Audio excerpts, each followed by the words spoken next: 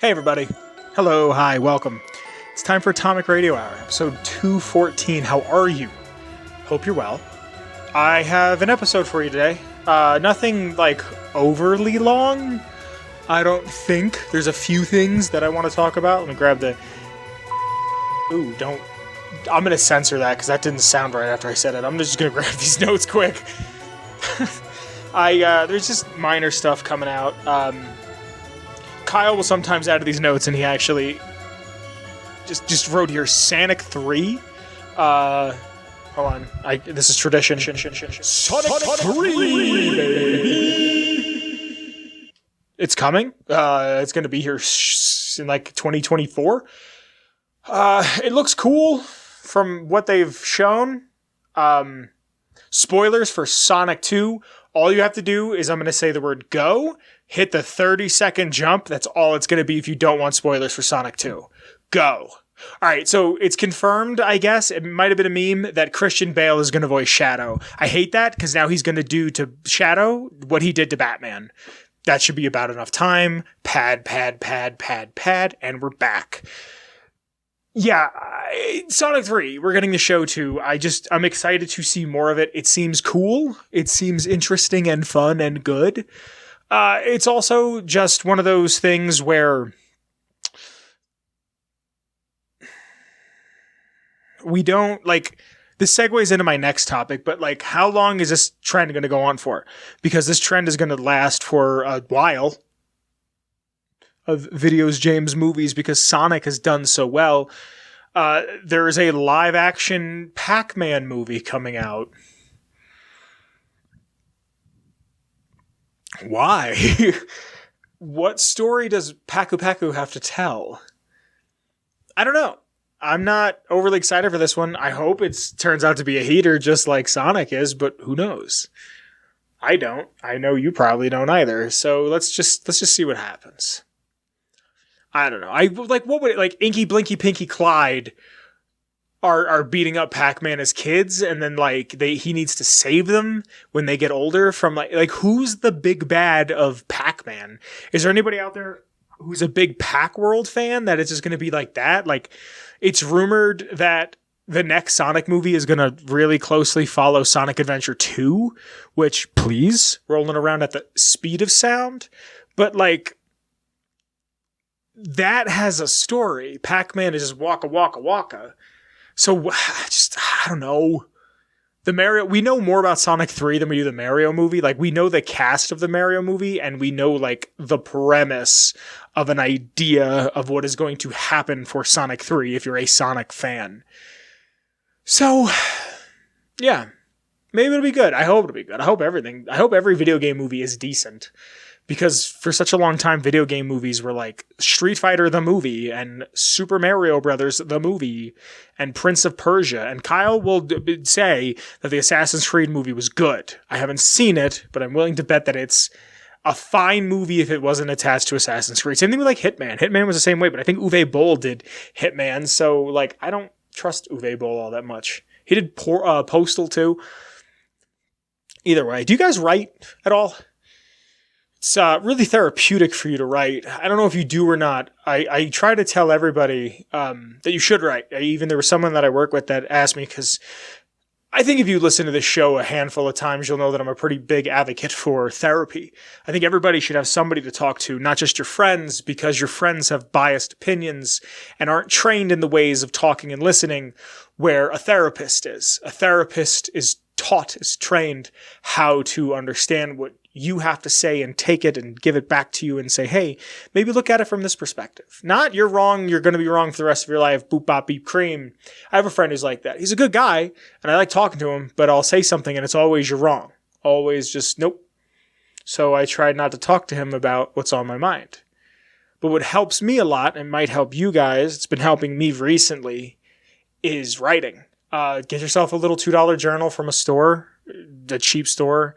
Get yourself a good pen. Like, hold on a sec. This isn't like, I just want to talk about this pen for a second, because it's probably one of the best finds of my entire life. Those who know, and those who don't are about to know. The Pilot G210. This is an 07. which is a fine pen, but the G210 just kind of flows real heavy, like real thick. It's very, very smooth. It's my favorite pen. Like when I say it's my favorite pen, like that's no hyperbole. That's not me making a meme. Like I want to be buried with a Pilot G210. I have on me 7 out of 10 times a G2. 7s will do. 10s are the best. 5s are weird. And if you like anything lower than that, you're a sociopath. But get yourself a nice pen, get yourself a book. And the thing that you want to stay away from when writing is just like making your day in a chronological order. That's how I used to do it. Woke up at 7, had breakfast, went to work, got done at work at 3:15, went home, ate something, played videos James with Kyle, went to bed, writing this now. You don't want to do that. I mean, in my personal opinion, maybe you do. Maybe that's therapeutic for you. I shouldn't say what you should or shouldn't do. But what my writing has devolved into is thoughts and ideas. And it's a lot of like, hey, I mean, I'm not saying hey in there, but like sometimes I'll address the book. Like when I was in France and I was writing like, hello, old journal of mine. Like I remember that's how I opened it. But there's a lot of power in putting your thoughts down. Just because if you kind of do the free writing, there's a free writing exercise where you just write for like 10 minutes straight. Just go. Just blah, blah, blah, blah, blah, blah, and you don't think, and you just kind of let the pen do its thing and you let your brain move. And if you're dyslexic and your brain works faster than you can write, you'll skip words, but you'll learn something and you go back and read it. That's a big thing, is go back and read everything. I like to go back. I like to write my day and then go back a few weeks and read, okay, this is where I was mentally. Oh, I was really into this person and I really wanted to be friends with this person, or, this was a romantic prospect of mine, or this is something like this. It's a way to kind of chronicle, for lack of a better word, because I said don't write it in chronological order, but it's a chronicle of your life. And I like the idea that I can give this to my kids one day and be like, this is where I was when I was your age. Might not mean anything to you, but it means everything to me because this was my life. And I have short stories written in my book. I have little poems. The other day I thought of something and it was just, I'll share it with you guys. I said, there's nothing sadder than someone getting hurt while playing pretend. I don't know where that came from. Could have been a mixture of the podcast or song I was listening to or what I was doing currently, but it's just something that popped into my head and I have it in my journal. Sketch ideas, jokes, the beginning of jokes, premises for things. Like I just write things down.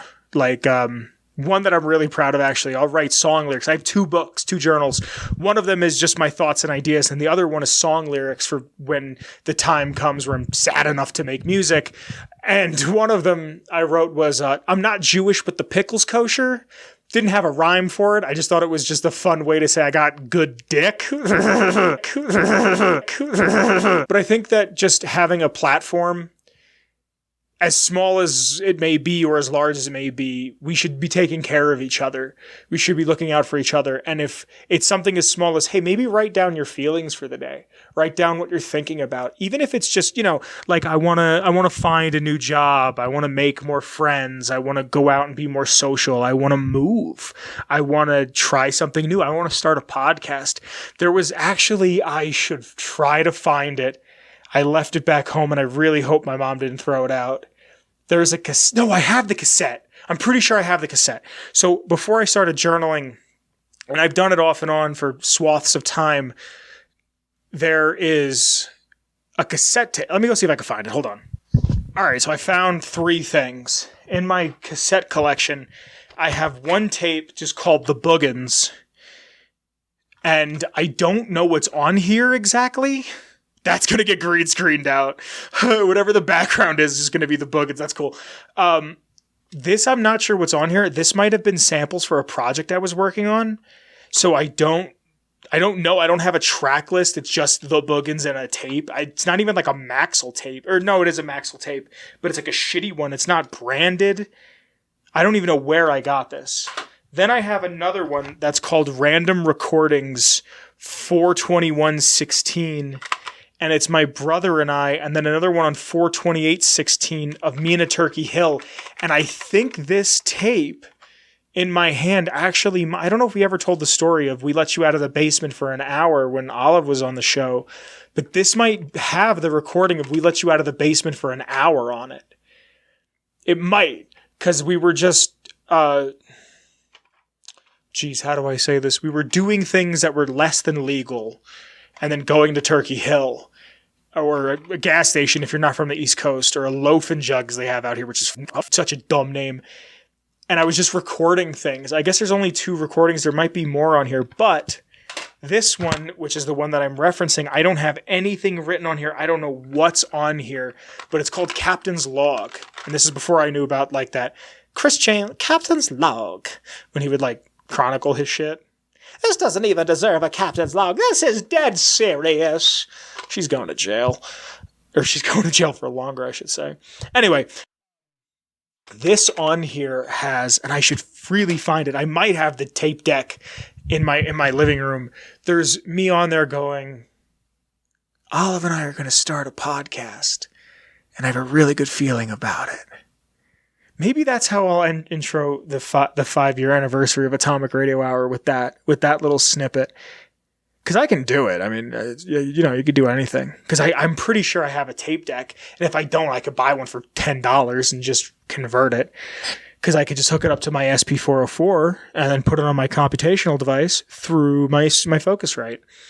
God, troubleshooting things out loud while I'm recording something is so much fun when I know I'm not going to edit it out. But before I was writing, I was recording into that. And I kind of want to hear where I'm at.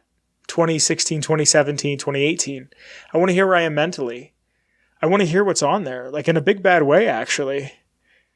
Now that I'm saying this out loud. Maybe one day I'll just sit down. It could be 5 minutes of recording. It could be 30. I have no clue. But you should get your ideas and your thoughts out there. Even if it's just thought exercises. Even if you go to like a big box store and get one of those, like, here's 30 writing prompts. And even if you write 4 sentences for each one, it's still something that gets your brain active. And I get it. Not everybody's a writer. Not everybody has that in them, that pang of creativity. Like lately I've been thinking about getting into painting.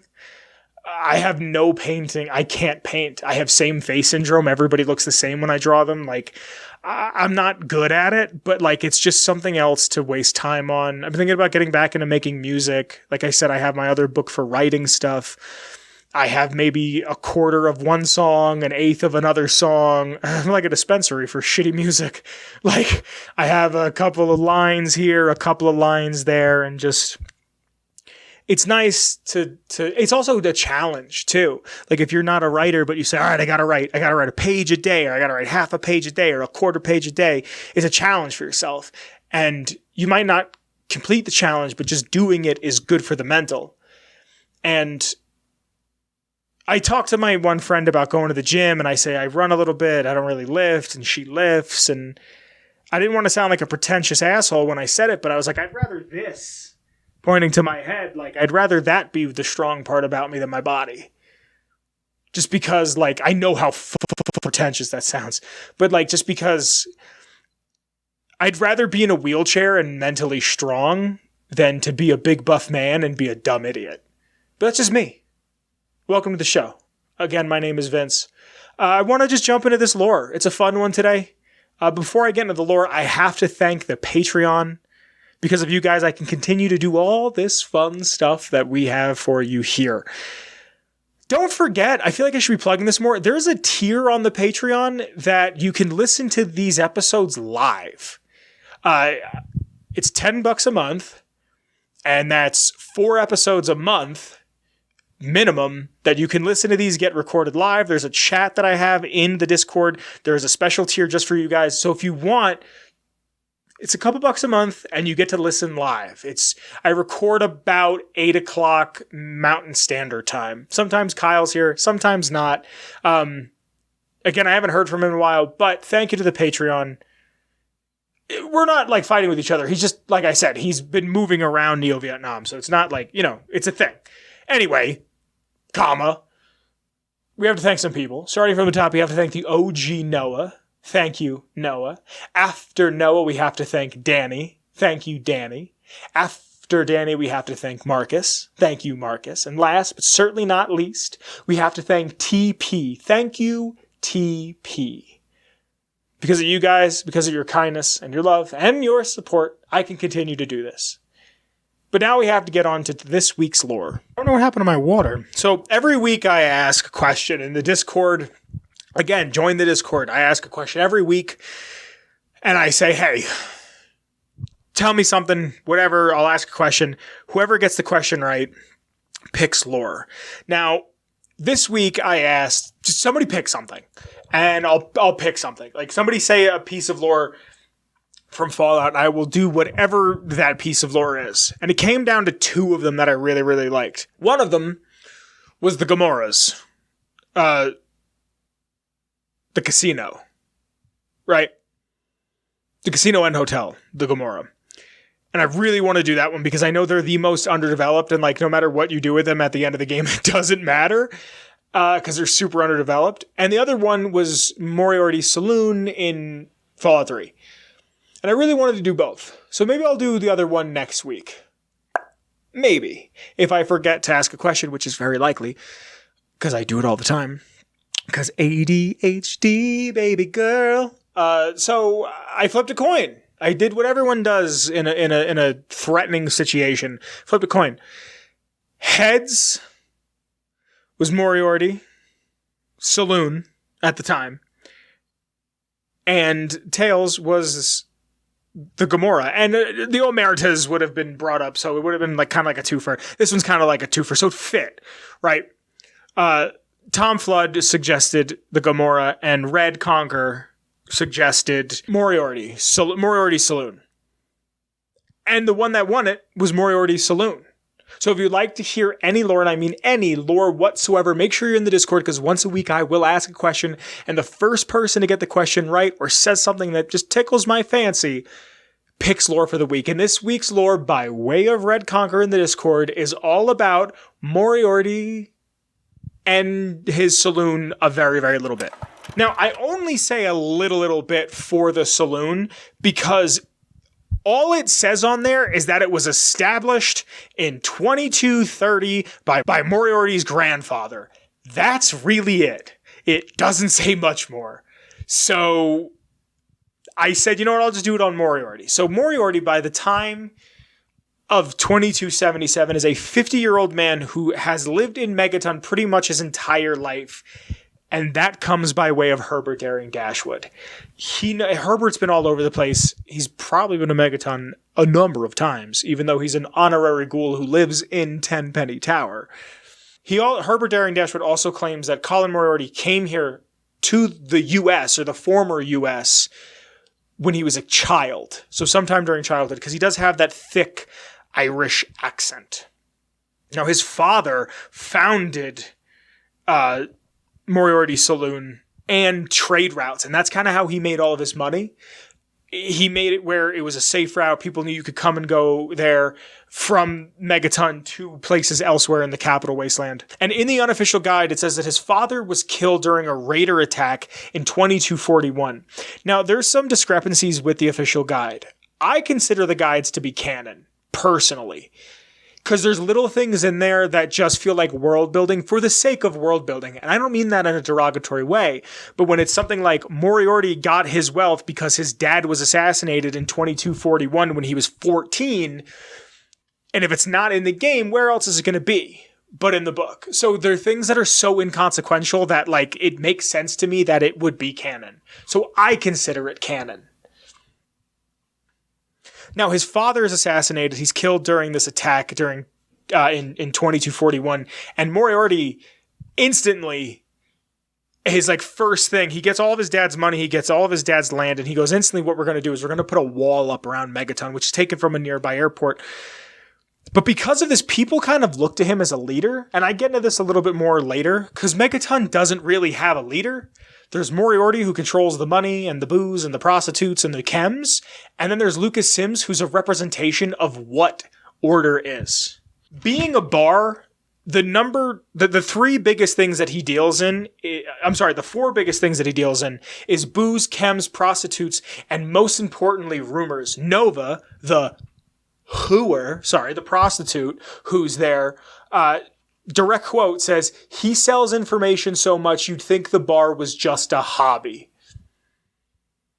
Kind of like there's an episode of Cheers, which, by the way, if you haven't seen Cheers, it slaps. Only watch up until about Coach dies, and then you can stop watching, but it's really good. Spoilers for Cheers, if that's a thing, for a almost 40-year-old show. There's a scene in Cheers where Sam Malone is like, Ted Danson's like, someone's at the bar telling an interesting story, and he's like, you don't tell me? Like, that's half the fun of having a bar, is hearing the interesting stories. So because he's the number one place of commerce inside of Megaton, he hears all sorts of stories from all over the place. It's a big reason why he knows who your dad is. So Moriarty, like I was saying prior, Moriarty claims that Lucas Sims is an illusion, a facade, if you will, of what order is. He believes that he's the only sort of law in that town because he controls the money. And a lot of people in town believe this as well. They look to Moriarty as some sort of a bastion of hope in a weird, like, dystopian, capitalistic way. They see him as like, well, you know, he brings caravans here. He brings people here. We need to listen to him.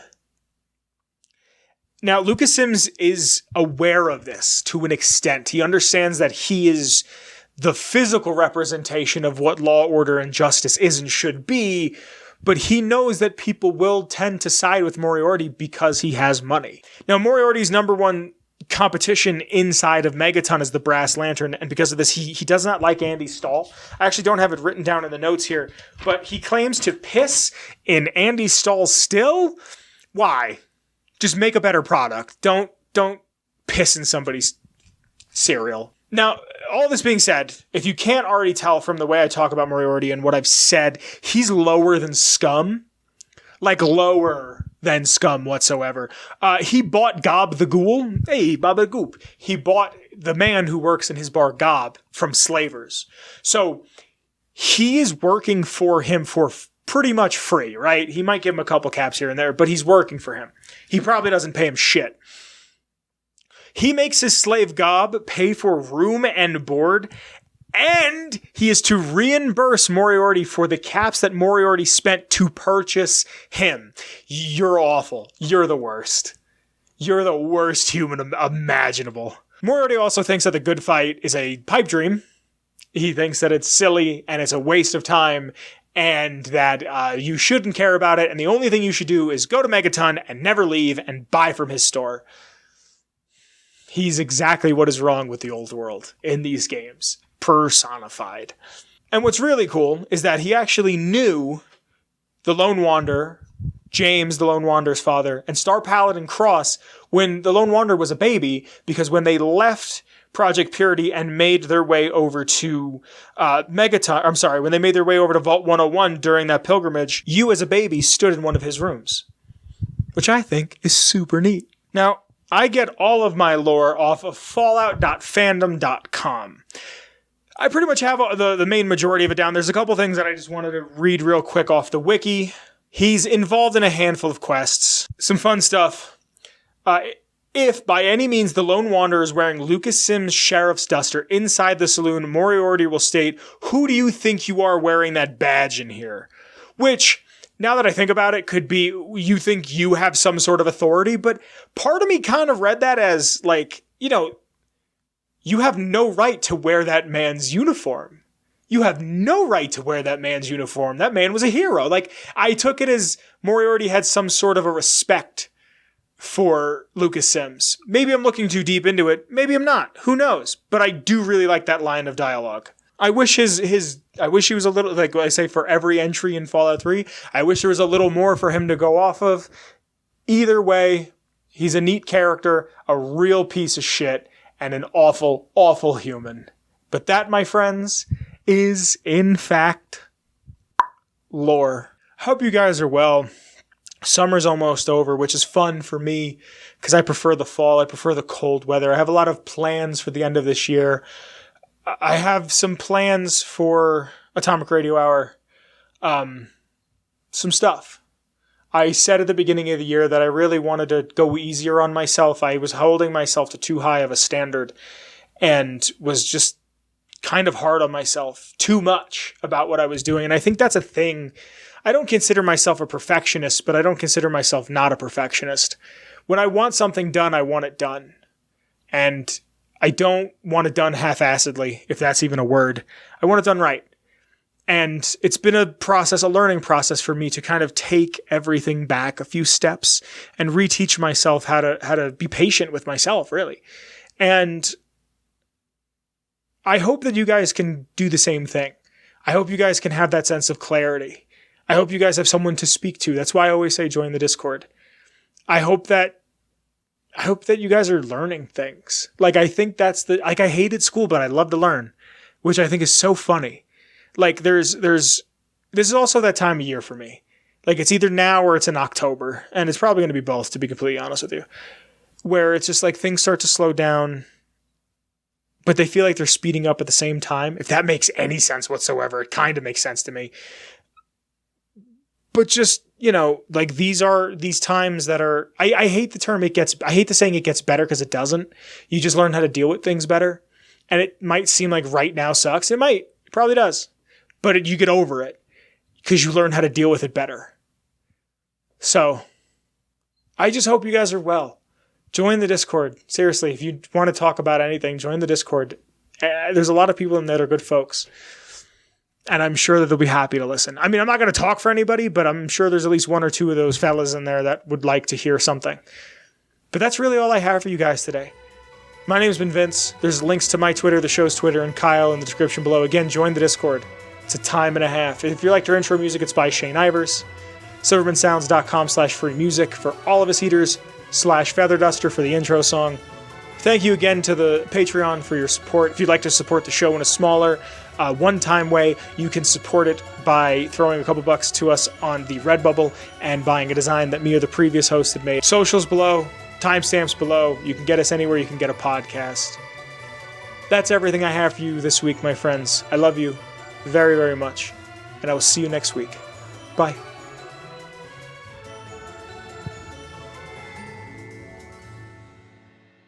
Atomic Radio Hour Podcast. A Ghoulman Entertainment production.